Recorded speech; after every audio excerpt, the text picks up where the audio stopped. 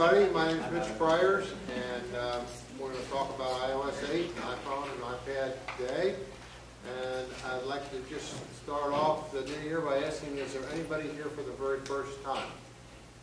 Oh, yes. What's your name? Lynn Miller. Lynn. Welcome, Lynn. Thank you. So let me run down. How did you hear about us? I think my husband found something on, reading the newspaper. Oh, serious. Famous articles. The author is right. Here's Jerry, our so my president. husband found that and told me to go look it up. Okay, good. Welcome. Thank you. Well, these. Glad you're following orders. These meetings are open to the public, and we meet almost every Wednesday at 11:30 here until 1:45. There are a couple exceptions a year, and we notify our members accordingly. On the third Monday? Usually. This month on the third Tuesday. Yeah, this month on the third Tuesday. We have a meeting here at 5 o'clock, usually goes to 7. We usually have a guest speaker for those meetings. Those are also open to the public. And then if you become a member, it's $20 to become a member, and that's for a year, $25 for a family. If you become a member, then you have access to our discussion board where you can post questions, and I can almost assure you, you will get several responses to anything that you post, and usually find the solution to your problem. So there's that benefit. Then also we have about 10 courses this year at Hodges University that will start in mid-January or so. 19th. And go through mid-March, late March. Third week of March. They're always on a Monday. They're 3-hour long courses that cost $10 a piece. There are a couple that are linked together. I know the Yosemite course that Jerry teaches, there's a part 1 and 2, so that's $20, and you sign up for both at the same time. And I assume you didn't do the same thing for the iOS 8. Yeah. For the one I do, which is in February, those two are linked. One is tied to the other, so to speak. All the others are individually done, and they're $10 a piece. You have to be a member to attend those courses. And one of the third benefits that I'll mention is lynda.com, which is an educational service that we subscribe to. We have about 5 memberships. You can sign up with George to get a week's worth of instruction. And I'm going to be showing some of those videos today, so you'll get a flavor for what lynda.com is all about. Anything else? Oh, applications. Don, our treasurer in the back row there, he has applications on the table in the back. And we encourage all of our existing members here to bring some friends. The more the merrier.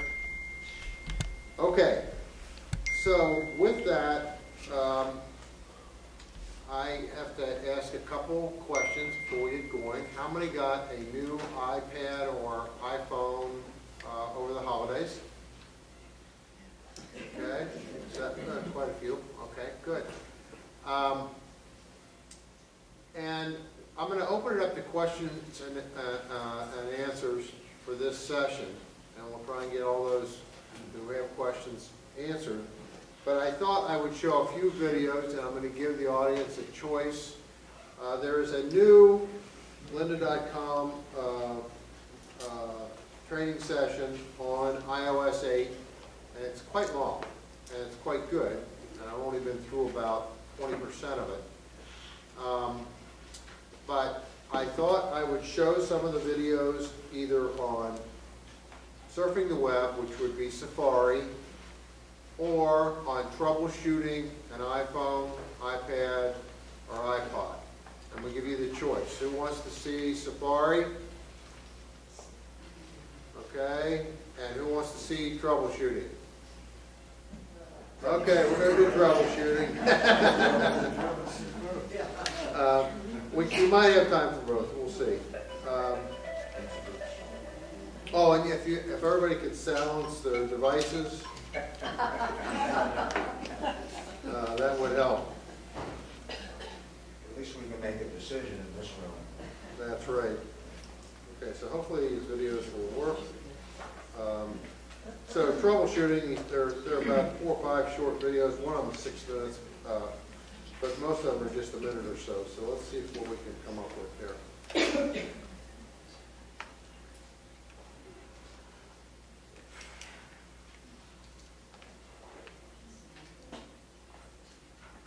In this final chapter, we're going to be looking at some solutions for the occasional times in your day-to-day use of the iPhone, iPad, or iPod Touch where they might start acting weird.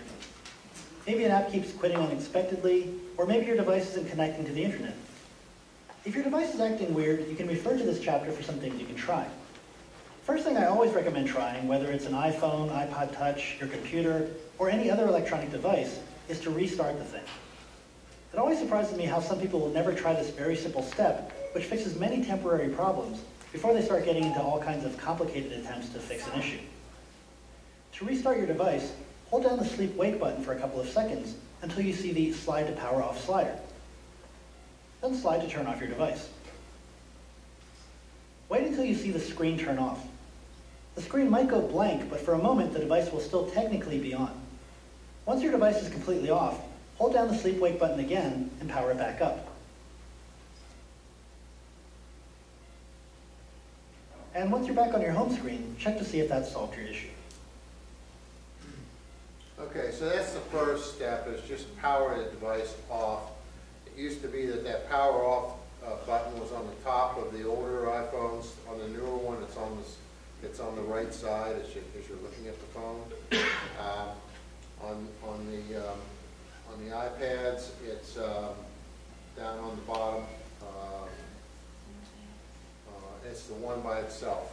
So that's the first step, is just simply power the thing down. Yes, Jerry? I have a question. What's the difference between doing the power button and also doing the home button when you do it? We're going to get into that. Okay, that's coming up. So first step is simple power down and restart it. Now, next is he suggests force close apps if you're having problems with them. So if you ever run into an issue where a particular application freezes up, meaning the screen goes completely still and no amount of tapping, flicking, or pinching causes anything to happen, or if the app is not responding the way it should, you'll probably need to force the application to quit. For example, right now I'm trying to zoom into this page on the Safari web browser, but it's having no effect. To force quit an application, hold down the sleep-wake button until you see the slide to power off slider appear. Then release the sleep-wake button and press and hold the home button. After a few seconds, the frozen app should quit and you'll be taken back to your home screen. Again, use this technique if your screen is frozen and pressing the home button doesn't seem to be doing anything. If you're in a situation where an app is acting up, but you can still get it back to your home screen, you can then force quit an app by then double-clicking the home button to open up the multitask bar. Then swipe up on the app that's not working right to quit it. Press the home button to return to the home screen. At this point, you can try reopening the app to see if it's behaving better. If it's still giving you problems, you might want to try restarting your device, as we discussed in a previous movie. okay, so 2 ways to force close an app. Actually, that first way he showed, I never have an occasion to use. I always seem to be able to get back to the home page and just double click and swipe up to close it. Any questions on that? Speaking, Yes. just as a matter of interest, it used to be that battery power was depleted quite fast if you had a lot of multitasking apps open. Is that still the case on the new phones? It can be, and we're actually going to go over video on that. That's part of the troubleshooting, is battery power. So hold off on that, and hopefully that'll be answered. Okay, so the next one is the reboot, and this is the one I think Jerry might have been talking about. If you find yourself in a lockup situation where you can't get your device to respond to the commands for force quitting an application or for restarting the phone, both of which we covered in previous movies, the next step is to try forcing the device to reboot. To do so, hold down both the sleep-wake button and the home button simultaneously. Now, even when the screen goes blank, it's important to keep holding down the buttons. Only when you see the Apple logo reappear, you'll know the device has successfully rebooted, and you can then release the buttons. You can also try this fix if your iPhone, iPad, or iPod Touch is off, but won't turn back on. Of course, first make sure it's plugged into a charger to be sure the battery isn't just depleted. But once you're plugged in, hold down the sleep-wake button and the home button together to see if your device will reboot. Okay, now to me, that's the one that I use most often, and I probably do that once a week or once every couple of weeks when I notice things aren't working right, particularly on my phone. It's easy to do. If you hold down that button to turn it off and then the home button at the same time, and you hear the page click, all you've done is taken a picture of your screen. You have to hold them down, as he said in the video, and keep holding both of them down until the screen turns black, and continue to hold them down until the Apple reappears and it reboots the device. And rebooting the device resets a lot of internal settings. It won't change any of your apps or things, but it does do a lot of things behind the scenes to clean up the inside, which gets to your question. The power down will do some of that, but the reboot really is the one that cleans up a lot of things. I can almost assure you that if you go to the Genius Bar with a problem on your device, the first thing they'll do is do this hard reset, what they call it. Any questions on that or how to do it? How many of you have done that before? Most of you? Good. I just find that's the most, usually that solves my problems. That doesn't solve what I ask my wife. Okay. The next one is resetting, and this gets into a little bit more advanced troubleshooting. If you've tried everything else we've covered previously in this chapter, and your iPhone, iPad, or iPod Touch is still acting weird or freezing up, or just not responding properly, the next thing to try is to reset your settings. Now, for this example, I've rearranged some icons on my home screen, and you'll see why momentarily. So to reset your settings, go to Settings, General, and scroll down and find Reset. Now, the top choice here is Reset All Settings. What this does is to reset your preferences back to the way they were when you turned on your device for the first time. But it won't delete any saved data like text messages, contacts, photos in your photo library, your music and videos, or apps you've installed. All those things will not be touched. What it will do is wipe out potentially corrupt preferences and settings on your device. So tap Reset All Settings when you're ready, and you'll be asked to confirm that you really want to do this. So tap Reset All Settings again, and it will actually ask you to confirm one more time. They really want to make sure that you really want to do this. Tap Reset All Settings one more time. And then you'll see the Apple logo and your device restarts. So the phone has now rebooted itself, and notice here on my home screen that all of my apps are still in their original locations. This is a new feature of iOS 8. Previously, when you reset all settings, all of the default apps would end up back on your home screen, and all of your third-party apps would end up on separate screens. Now, there are some other things to bear in mind. You'll have to re-enter any passwords you might have had stored for wireless networks you were previously able to automatically connect to. You might have noticed that the brightness setting on my phone has gone down, so I'll need to reset that. If you use an app like weather, you'll be asked again to allow the app, perhaps like it, to use your location information.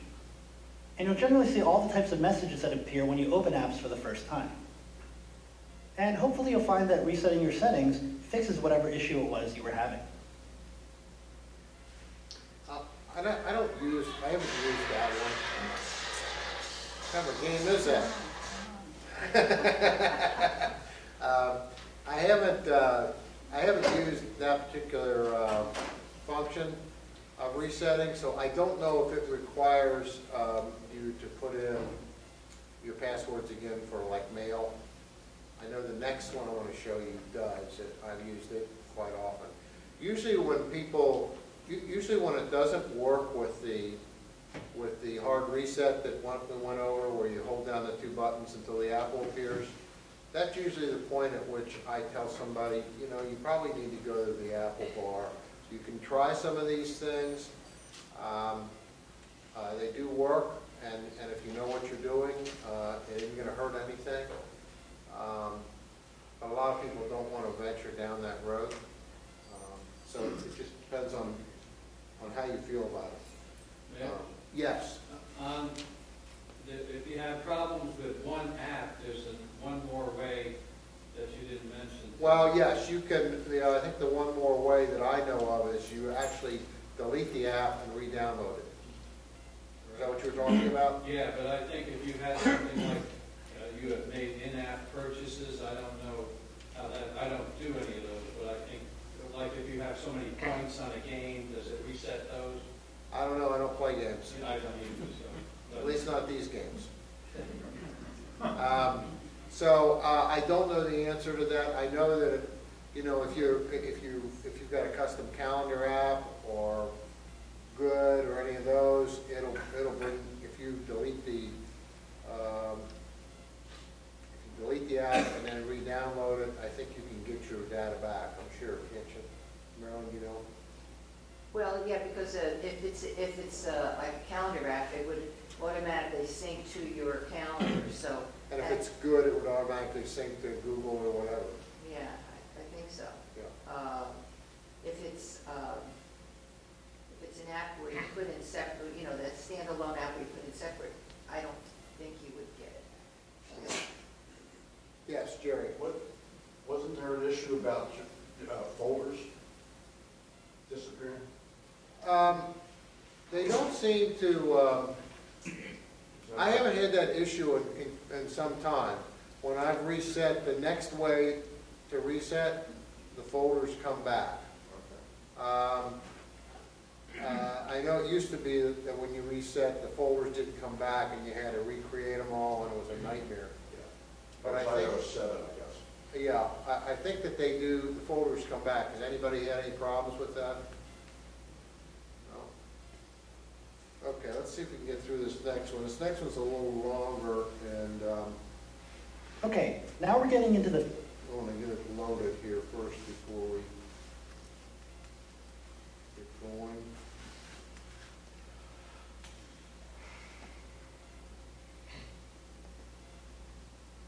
Isn't completely loaded, but we'll start it. We'll see what happens.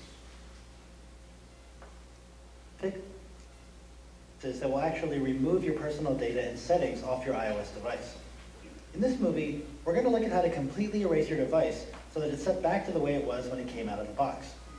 This means you'll lose everything you yourself added, like your contacts, your photos, your music, and any apps you install. Now the good news is that if you regularly back up your iPhone, iPad, or iPod Touch with your computer, you should have copies of all those things stored through iTunes or an iCloud backup.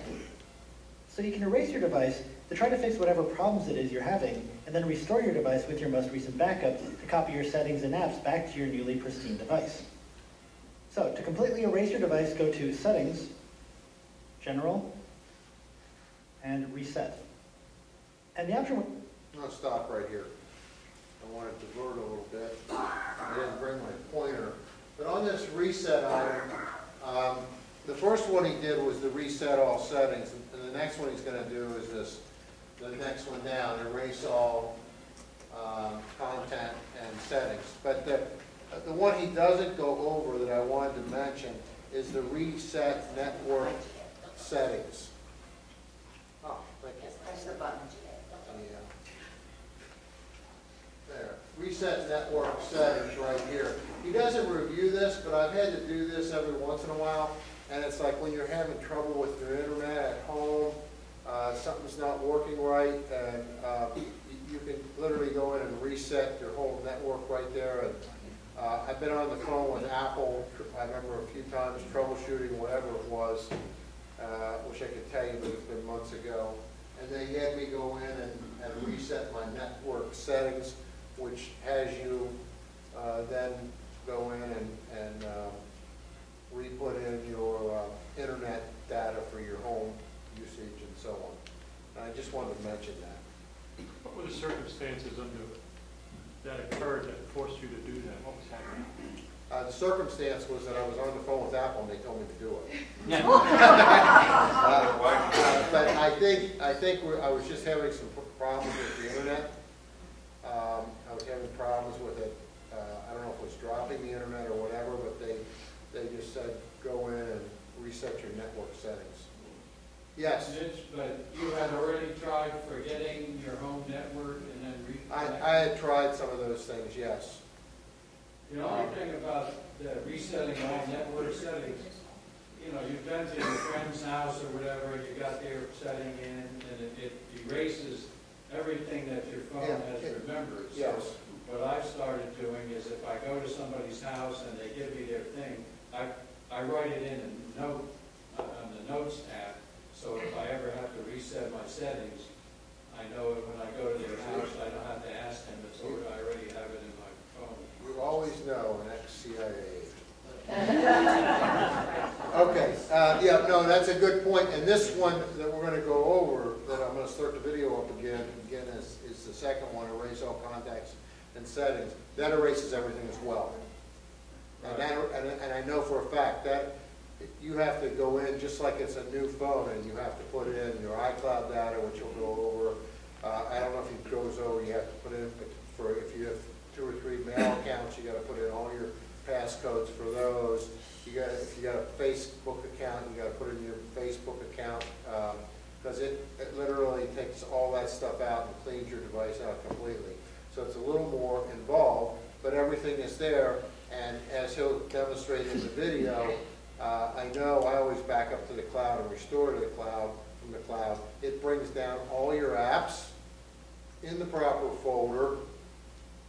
Now, I will tell you that since I have over 250 apps on my device, I only probably use 15 or 20 of them, so I don't know why they're there.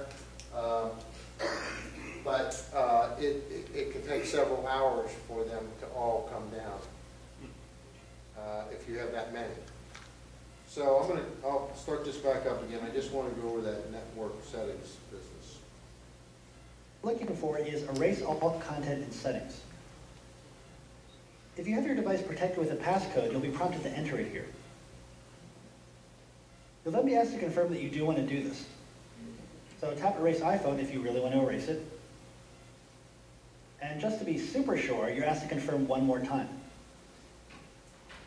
Now, if you recall, I mentioned back in the movie about Find My iPhone that iOS 8 includes something called Activation Lock, which prevents anyone who just picks up or steals your device to erase it just by coming in here into the Erase settings. So I'm now prompted to enter my Apple ID's password to remove this device from my account. This is really your last chance. Once you enter your password here, there's no going back, so make sure that this is what you really want to do. Now, one thing I want to point out here, we've talked about this in the past.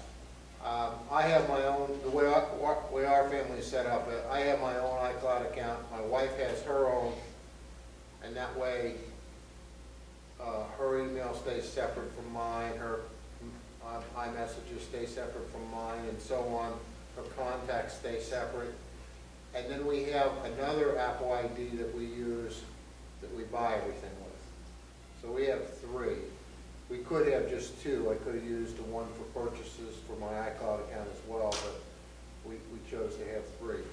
But the one he's talking about is your iCloud. You probably can't read this right here, but it says .mac or .me or .iCloud, and that's the one that they're asking for the code for. Mitch, Yes. if you're erasing everything from your device in order to sell it or give it away, in addition to doing this particular action, you should You have to turn off Find My Phone. turn off Find My Phone and turn off your iCloud. Yes, account, exactly. Both of them, yeah. Both of them, yeah. Good point, Merle. Thank you. Okay, so here we go. You can still tap Cancel here if you want to try a few other things before erasing your entire device. And again, you really should try the fixes covered in the previous movies in this chapter before choosing to erase. But if you're ready to erase it, enter your password. And then tap Erase. And your device will be set back to its factory fresh settings. Now this process takes a little bit longer than what you're seeing here, so just be patient while your phone erases itself. After your device erases itself and starts up again, or restore your settings either from iTunes if you back up to iTunes, or you can restore it without having to connect to your computer at all if you backed up your settings through your iCloud account. Check back in Chapter 3 if you need a refresher on backing up to your computer or to iCloud. In this case, let's take a look at how to completely restore our phone without having to hook it up to a computer by using an iCloud backup. So these first steps will seem familiar if you set up your phone yourself the first time. After you see the Hello screen and swipe across it to unlock your device, you'll next choose your language, and then choose your country or region. You'll then be prompted to connect to one of the Wi-Fi networks that your device may detect. Remember, since you erased your phone, it won't remember any of your networks or passwords.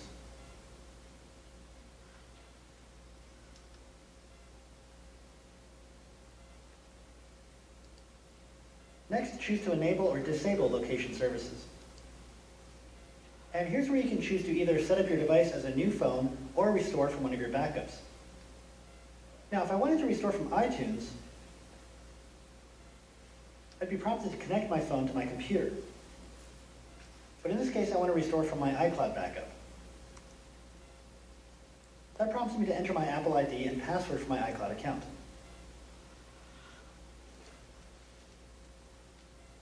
Next, agree to the terms and conditions.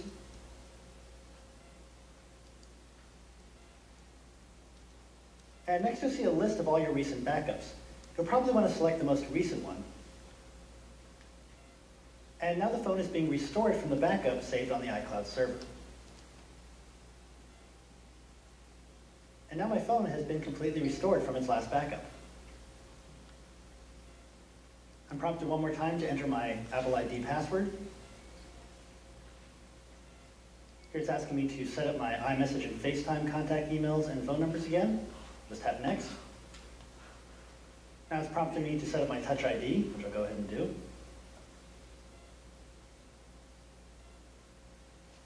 And to create a passcode. I'll set up my Touch ID later for iTunes in the App Store. Same with iCloud Keychain. I'll tap Get Started. And now I see a message telling me that my settings have been restored and that my apps are now downloaded. It also suggests I plug into power while it's doing so. And if I swipe the screen over, I can see all my apps are now starting to be downloaded and reinstalled. So that's how to completely erase and restore your device without having to connect to a computer. Now let's switch over to iTunes and see how to restore your phone from there if you don't use an iCloud account for backup. So here in iTunes, select your device once you're connected to your computer. And to completely erase and restore your phone in one step here, just click the Restore iPhone button. Now again, if you have Find My iPhone enabled on the device, you'll see a message to disable it before you can proceed. And once you've done so, click Restore again. If you haven't backed up your computer recently, I highly recommend that you do click Back Up here. That way you'll be able to copy your most recent backup back to your device once the restore is performed. Then confirm that you do want to restore the device once the backup is complete. If you see this message telling you that there are purchased items on the iPhone that haven't been transferred to your iTunes library, this means that there are apps on your device that you download directly onto the device and not through iTunes. If you'd like to transfer them to iTunes, you can do so by clicking Cancel first, right-clicking on your iPhone, and choosing Transfer Purchases. Otherwise, you can download them one at a time onto your device once you've restored. I won't bother transferring them at this point. I'll just click Continue. On this screen, I'll click Next and Agree. iTunes will then back up your device, and once that's done, it will erase all the content on it and install a fresh version of the system software and apps. And hopefully, once the restore is complete, whatever problem you were experiencing will have been eliminated. This one I rarely do, but I have done it myself. If all the other things failed and something wasn't working properly, and it is a little bit more involved, but it's good to know. Yes, Jim? Mitch, when you do the less dramatic restorative steps, Yes. will it recognize your thumbprint or fingerprint, or do you have to use the passcode first? You know, I think that it might recognize that. He didn't indicate that it would not. And I haven't used that one. You mean the first one on the list? And not the one he just described, which was... But the one... Yeah, the very first couple. Yeah. Yes. Kathy Robbins, when you press home and the on-off button together and get that reset, Yeah. it does make you enter your passcode. Yeah, it does make you enter your passcode, but your fingerprints are still there. Right. Yeah.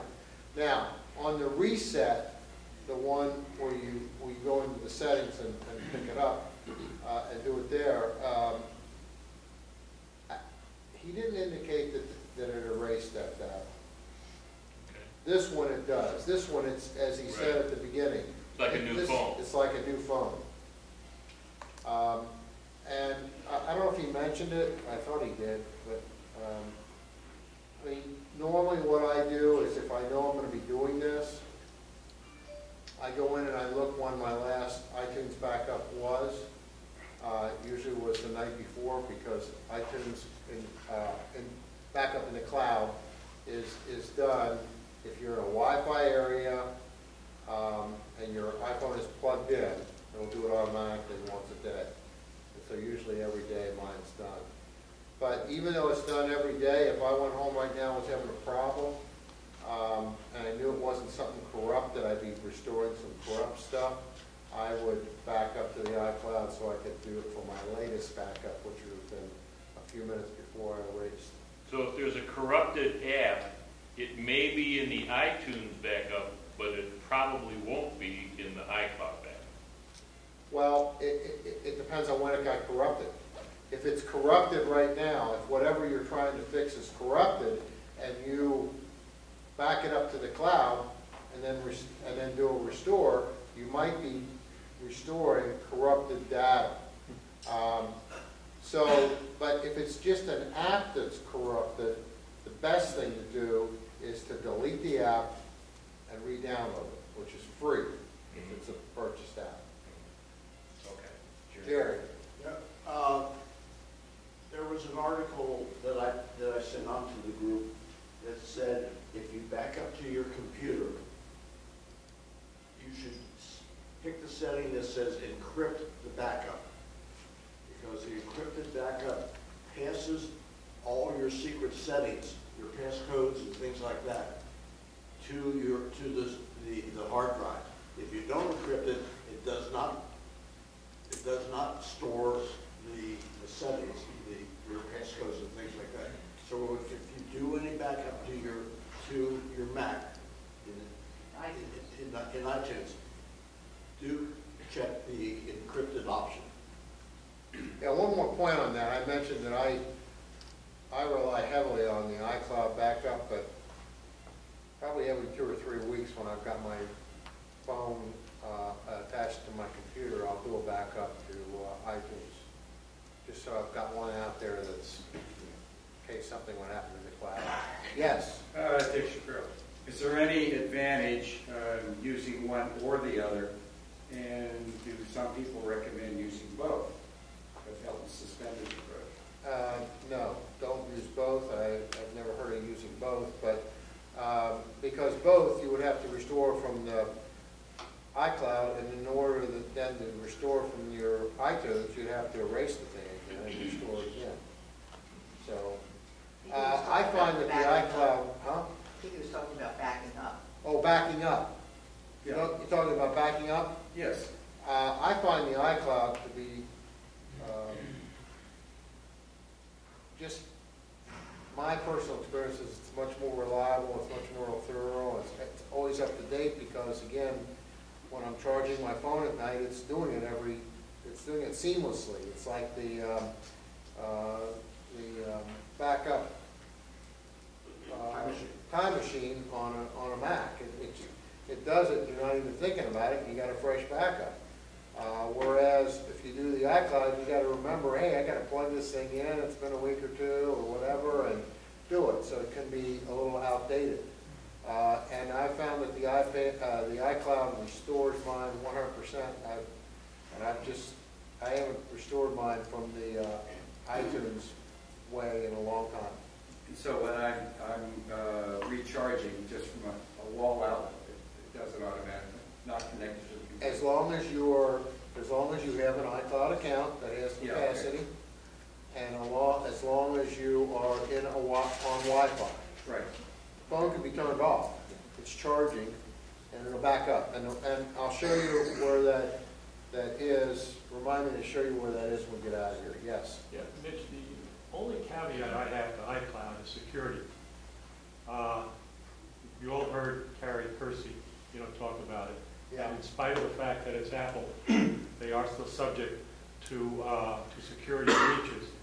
And I personally don't use iCloud. I use hard drive backup, external backup myself, only because of the concern I have on security. So there's always that trade-off that you may have some convenience, but you have to then decide whether you want to risk the security issue. That is a valid point, and it's something that I live with, and I'm sure one of these days I'll hear on the news that they were compromised. But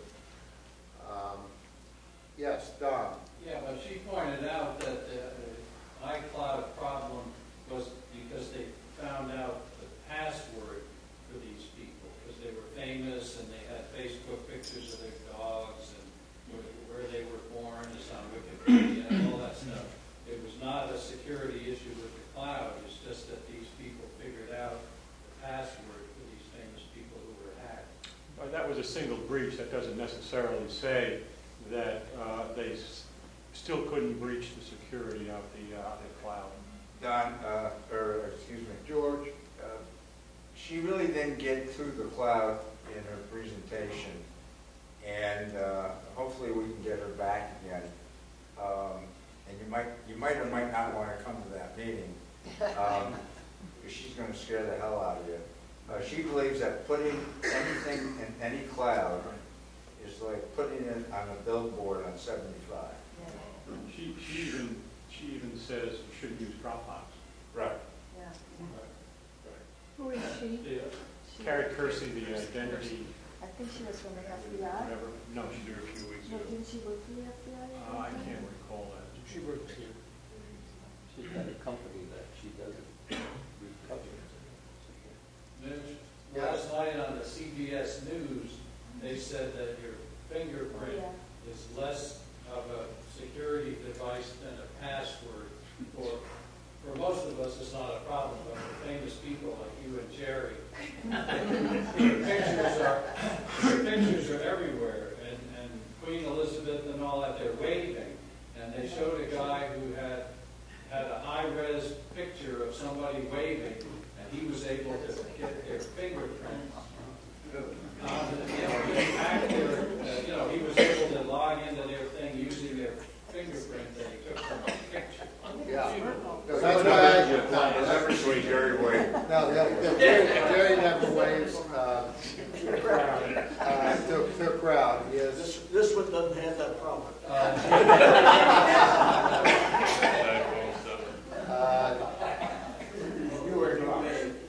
And I was just going to say that the ultimate security is that I always put my glove on like Michael Jackson when I wave. Okay. No, that is a very valid point about anything in the cloud. It's at risk. I have when it got so bad last year on the news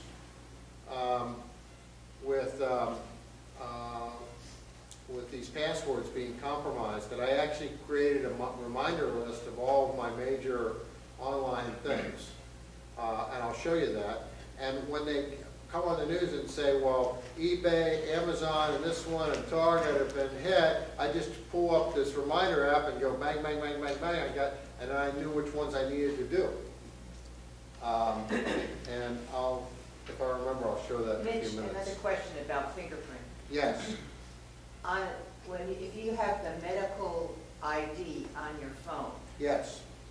how do the medical emergency people access that? When the phone is locked, and mine's not locked right now, but when the phone is locked,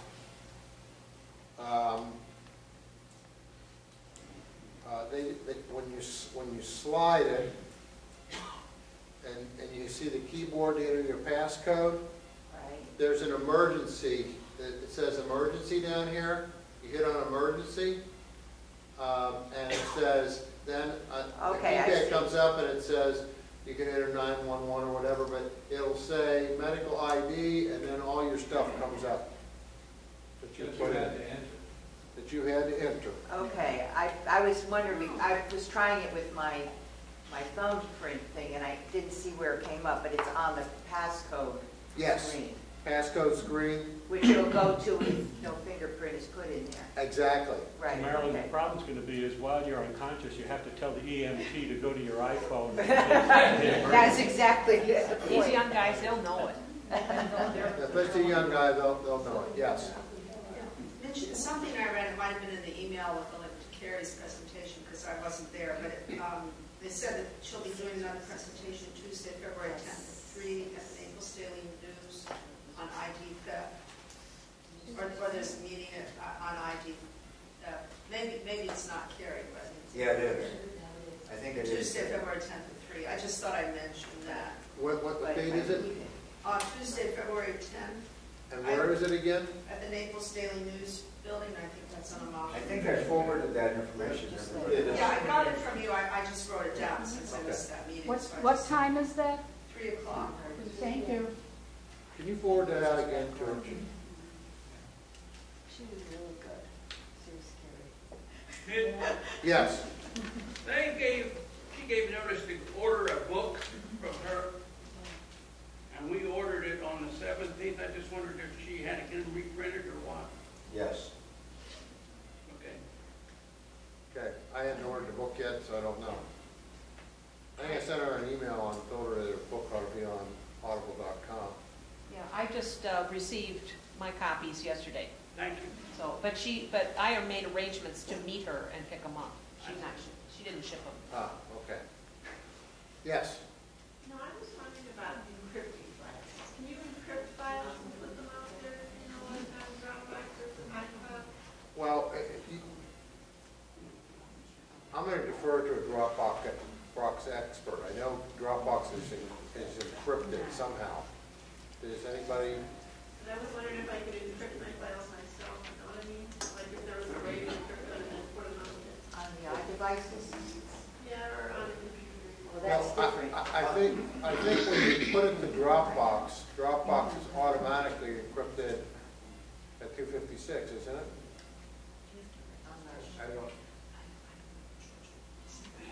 I don't know the answer to that, but Josh Centers, I think is the name, from Tidbits, is not really that concerned with the encryption on either iCloud or on Dropbox. It's, you're more, as what has happened, you're more likely that they will figure out your password because of the secret questions that you answer than they will to crack the encryption of the data that is there. Now, if you're talking about wanting to encrypt files on your Mac, that is possible. Disk utility is one of the ways that you can create an encrypted folder, and then anything that goes into the folder is protected. So there are several ways in the Mac to lock up your information with the passcode that you know. And within your Mac itself, there's a great system called File Vault that encrypts your entire hard drive. Everything on your hard drive is encrypted. If you are concerned about it, read up on file vault. But you're saying that if they can get into your Dropbox or your iCloud with your password, then they can see your files anyway, even if you encrypt them before you click on them. If you encrypt them, then Apple encrypts your encryption. So if you encrypted it, it is going to be protected to the extent that your encryption algorithm is any good. So, I'm pretty sure that Dropbox encrypts because I just got it on Google. It uses a 256-bit AES encryption and an SSL TLS secure tunnel to transfer. So there's some encryption. but the biggest change that Dropbox has made is two-step verification. So one of the things that you want to do is engage the two-step verification so that it's not just one password, but two passwords in it. and you can do that with iCloud as well, Right. with Apple. You can do that with a number of services. I've found that to be, excuse me, a bit of a pain. Big thing. A big pain. I mean, I don't mind doing a two-step verification, but they've got to make that somehow easier. Or, you know, if you do it on the device, that it'll stay unencrypted or stay open for 2 or 3 hours, or just accept one password for a day. For iCloud, they send you the message. It's on your phone or some device that you use. I haven't found it to be onerous. I found it to be a pain. I tried to turn it off. I mean, I tried it when it first came out. Maybe they've made improvements. The other one is the two-step, using Google authentication. Some of them will, you have to have a barcode, you have to scan it. That's more onerous, I find, than the Apple one. Yep. Jim? Mitch, you just touched on something that I've realized recently, and I just sort of incorporated my 1Password, having it sit on my computer for a year. I finally did something active to activate it, and I find like I have to enter the master password a lot more often than I thought. Have I done something wrong, or is that the way it's supposed to be working? There's a settings in the preferences for the timeout on it. Oh, okay. Thank you. Okay, there's one more video, and it's 5 minutes. It's on extending battery life. How many want to hear that one? Okay, quite a few. All right, well, I'm going to play it then. It gets to, I think, 20. Throughout this course, I've mentioned some things you can do to conserve and extend your iPhone, iPad, or iPod Touch's battery life. But I thought it would be useful to have the most important ones all in one place. So in no particular order, let's look at some of these tips and review some of the ones we've seen so far. These can be things you do when you're caught without your charger and you need to slow down your device's power consumption, or these could be settings you can leave off when you don't need them. First of all, new to iOS, you can now see exactly which apps are using the most battery power. Go to Settings, Sorry about that. General, Usage, and Battery Usage. After a moment, you'll see a list of the apps that have been using the most battery power, which you can view either by use in the last 24 hours or the last several days. Now, what this is mostly showing you is the apps that you most frequently use in some cases, but there may be an app that's working in the background that you thought you'd quit. So it might show up here as consuming a lot of your battery power, in which case you can open up the multitask screen, find the app, and swipe it up to force it to quit. And doing so might buy you some more battery life. Now let's look at your screen brightness setting. We know you can quickly get to the brightness slider by dragging Control Center up from the bottom of the screen and using the brightness center from here. Or from right here in battery usage, there's also Enable Auto Brightness, which takes you to the battery settings, where you can adjust the brightness. Your iOS device's screen can get pretty bright at its highest setting, but the truth is, you probably don't need to use the highest brightness settings, even if you're outdoors in the midday sunshine. The lower you can stand to keep your brightness settings, the more battery power you'll conserve. Personally, I usually keep mine about 3/4 of the way to full. But if I'm in a dimly lit restaurant or theater, I'll sometimes drag the brightness slider all the way to the lowest level. I can still see everything I need to see, and I'm also consuming way less power. I also keep auto brightness off. It's supposed to automatically adjust the brightness of your screen for your current lighting conditions, but I don't like seeing my screen automatically dimming or getting brighter, so I just prefer to use the manual brightness slider. Play around with the brightness settings and see what levels work for you most of the time. Two other big battery eaters are your Wi-Fi and Bluetooth systems. Now, granted, you'll probably want to keep your wireless on most of the time if you use your device to browse the web and check your email all the time. But unless you're one of those people that has a Bluetooth headset in your ear for the majority of the day, you can probably leave Bluetooth off. Again, you can do this directly from Control Center just by tapping the Bluetooth icon. Mine's actually already off right now. But you can always turn it right back on when you need to use your headset or another Bluetooth device. But again, you'll be conserving battery power if you leave it off until you need it. Now, as far as wireless, again, you might want to leave that on whenever you're within range of a wireless network you can connect to. But if you're out and about and not near any of your wireless networks, you can turn Wi-Fi off from right here in Control Center again. And you'll conserve that much more battery power. And if you're on an iPhone, you'll still be able to receive and send messages and browse the web off your cellular network. Now, speaking of checking email, every time your iOS device checks for email, it's using up your precious battery power. Check your settings.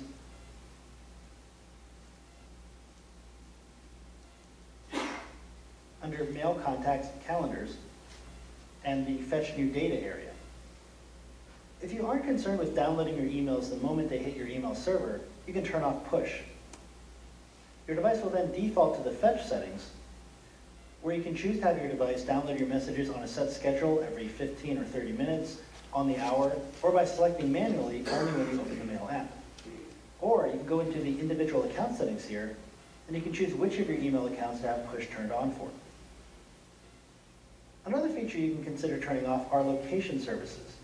Again, this is the service that makes your GPS features and apps like Maps work, but these days, more and more apps use your location information, and they can really drain your battery. So if you don't currently need those services, come in here to Settings, go to Privacy, and tap Location Services. Here, you can turn off all location services with this main switch at the top of the screen, or scroll down and turn on location services for individual apps. Any app that has checked your location within the past 24 hours will have a gray compass icon next to it. Any apps that are currently using your location information will have a purple icon. Sometimes you may notice that your battery is draining more quickly than usual.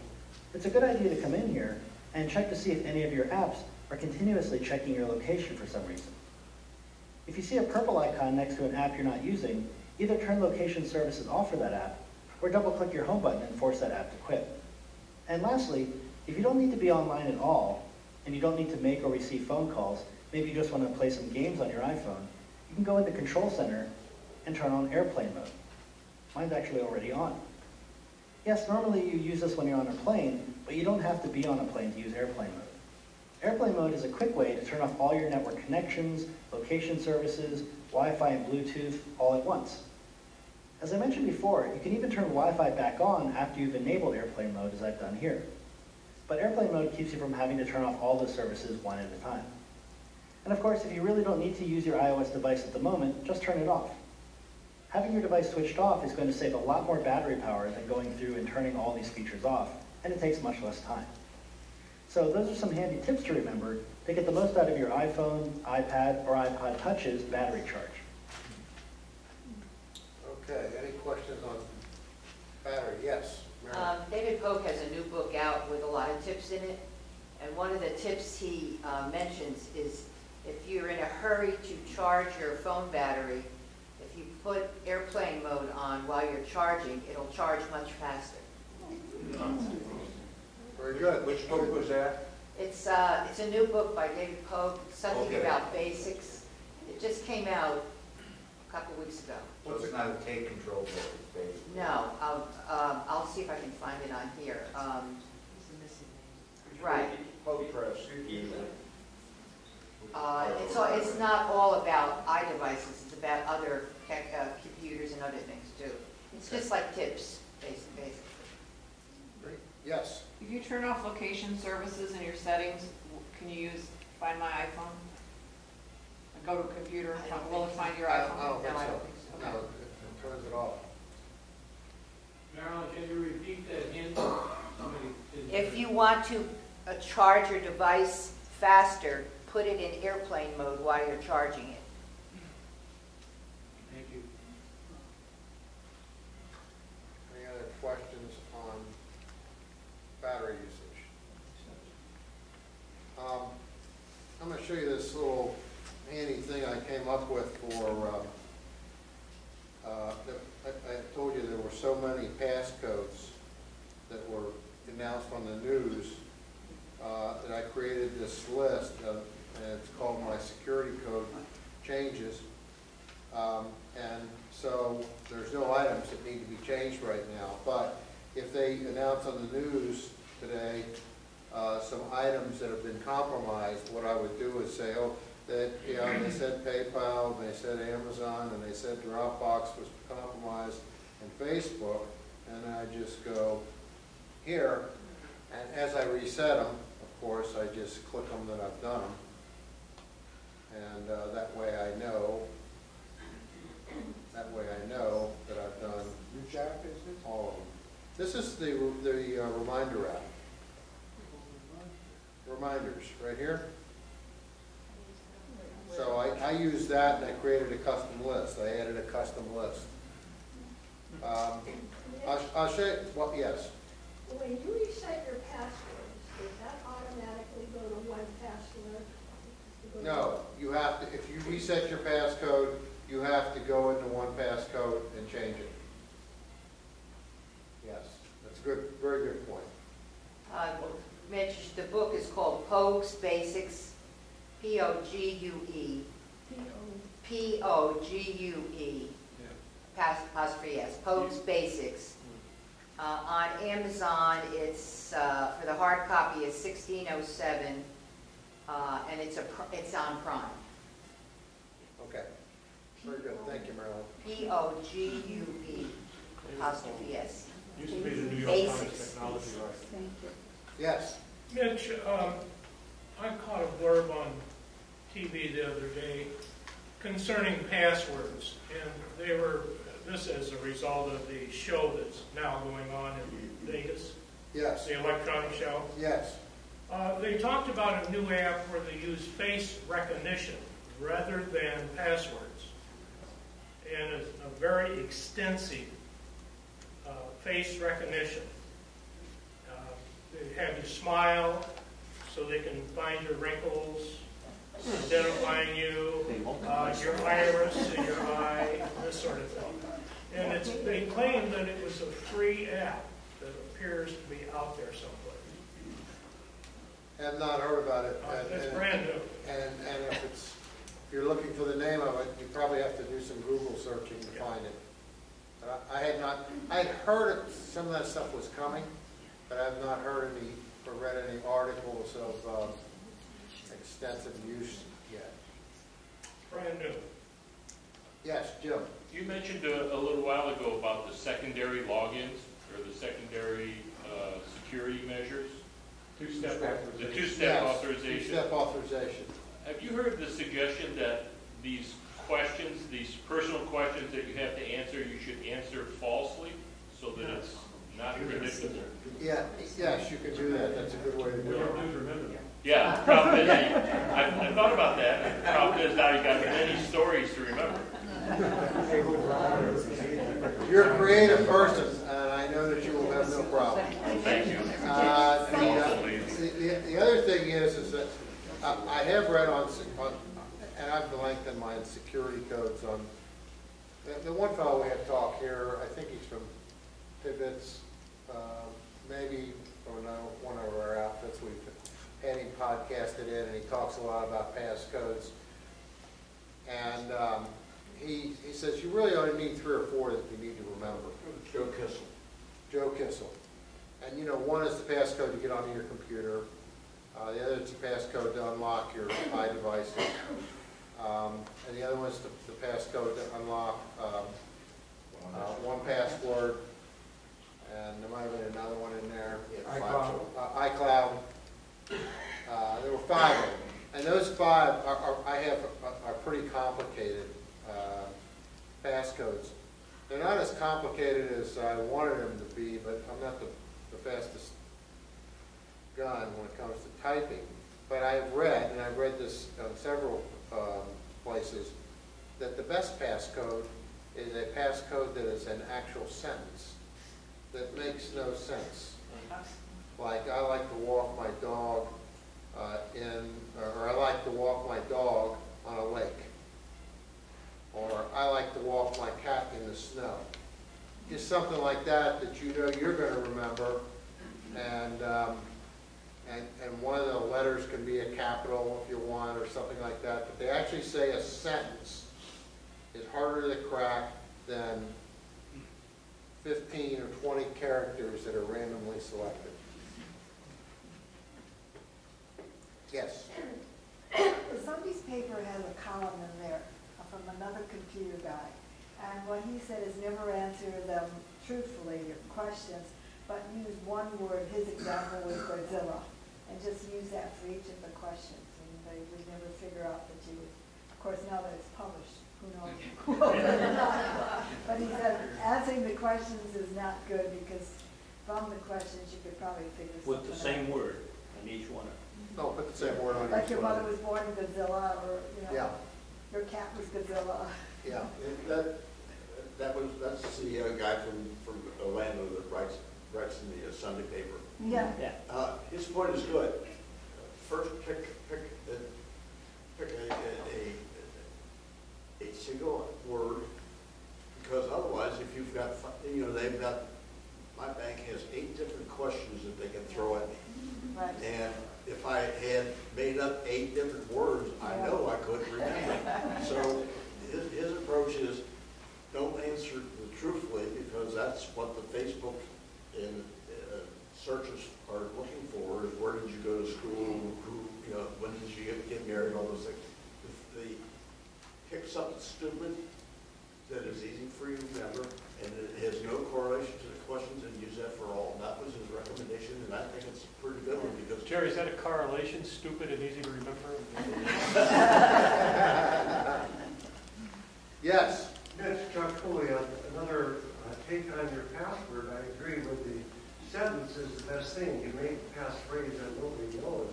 I attended a Dropbox lecture here a while ago, and rather than have the whole thing to type in, she suggested taking either the first or the last letter of every word in that long passphrase and use that as your password. Yeah, you can do that too. There are a lot of things like that you can do that'll help you remember a complicated password. If you're really interested, I do recommend that you spend about $10. You buy Joe Kissel's book on passwords, and he will blow apart some of those concepts that have been said here, and also will give you access to a web-based thing that can test the quality of any of the passwords that you think are worth, that you think you want to use. Joe Kissel. I'm sorry. Take control of passcodes, is it? Passwords. Passwords, I think it is. $10. I think we get a discount too, don't we? Yeah, we get a 30% discount. That's why it's an advantage to belong to the discussion group, because all that information is out there and available. Yes. We're almost out of time, but I've got a couple, while we're on these reminders, I just thought I'd review a couple of things of the way I use this. First of all, show of hands, does anybody use the reminders app at all? A couple people? Okay. I use this, and I use it sort of the way that I showed you for securities, but like Costco is one I created. It's one of my favorite places to shop. And so if I go here, there's no items. So when we're getting ready to go to Costco, I go show completed items, and I say, oh yeah, we need avocados, and I need a pizza, and I need some water, and I need some paper towels, and I need some fruit, and oh yeah, I better shave, and I need mashed potatoes and a roasted chicken. Oh, and I need wine. And so this is my list. And it syncs to my iPhone. Okay, so I'm in Costco and I'm starting to fill up my cart, and I get about halfway through and I pull this list up and I say, okay, I got the wine. That's the first thing I got right away. And the pizza was the next thing I got. I got the pizza right away. Your bottle might be empty right now. And I got the chicken, and I got the avocado, some fruit, and shaving cream, and okay, and then I go like this and clean up the list. Oh, I still have to get the paper towels, the water, and the mashed potatoes. They don't have mashed potatoes, so I just click it off. And then I go get my paper towels, get my water, and now I know that I've gotten everything at Costco. So, and then I got a shopping list when I go to other places too. But What's the name of that program? This is just a reminder, the standard reminder app that comes with all devices. There it is. Says that there's one that's overdue, and I know what that one is. That's the meeting today. It's right here today, so I've done that. And you can put reminders in here for a long time out. Like you'll notice that I have Naples Comcast. I got to review this next August because my year's up and they want to raise my rate after a year, and I'm going to call them and see if I can whittle them down again. Good luck with that one. And you know, like I got to turn on the insurance on our cars in Utah when I go out there, or turn it off when I stop skiing out there this year after the 10th of March. So there's things you can put in here, and they'll just pop up when it needs to be done. Mitch? Yes. Marcia? Yes, Marcia. Can you share that with someone else in your family? That list? A grocery list, for example? Hold on a minute, that's not the right one. Yes, you can, because I made those and I set it up for my husband. They have to accept it. Yes, you may share them. How do you share them? How is it you share them, Don? I don't know, but I have it on my, I don't use it. It's also, it says share with my wife when I open reminders, but I don't use it, but I somehow must have set it up.